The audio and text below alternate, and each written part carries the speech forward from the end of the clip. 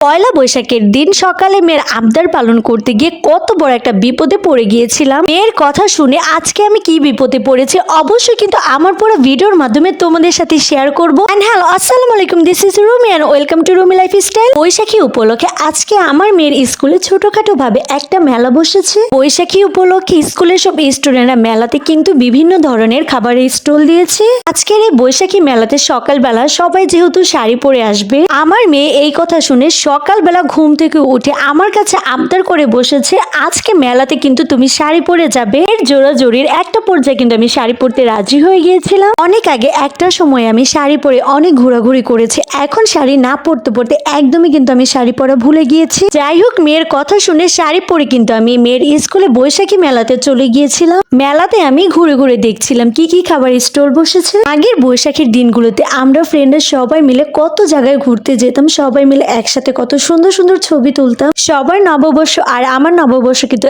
এক নয়। এখন যেহেতু মেয়ের মা হয়ে গিয়েছি, তাই ঘুম থেকে উঠে সকাল সকাল আগে রেডি হয়ে মেয়েকে নিয়ে ঘুরতে বের হতে হয়। আগের দিনগুলো কিন্তু আমি অনেক মিস করি, আর এখন আমার মেয়েকে নিয়ে ঘোরাঘুরি করতে কিন্তু আমার অনেক বেশি ভালো লাগে। যাই হোক, এইদিকে এসে দেখি কিছু স্টুডেন্ট বিভিন্ন ধরনের ডিজাইন গালে এঁকে দিচ্ছে।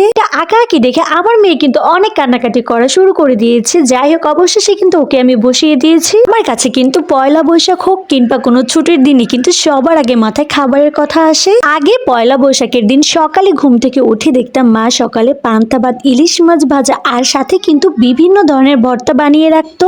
আর দুপুর বেলায় কিন্তু মা আমাদের সবার জন্য বিভিন্ন ধরনের মজার মজার খাবার বানিয়ে রাখতো।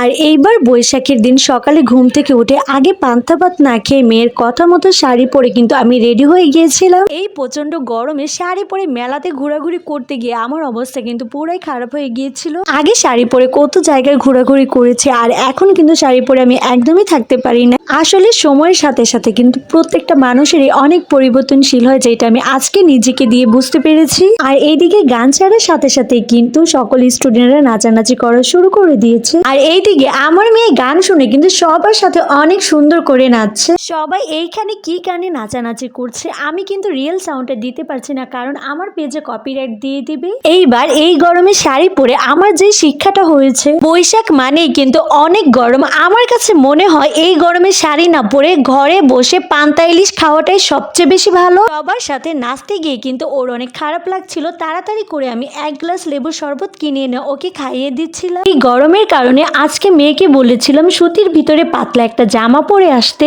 আমার কথা না শুনে তার পছন্দ মতো জামা পরে কিন্তু মেলাতে এসেছে। যাই হোক, অনেক কথাই কিন্তু বলে ফেলেছি। আজকে কিন্তু ভিডিওটা এই পর্যন্তই শেষ। Thanks for watching. Allah Hafiz, bye bye.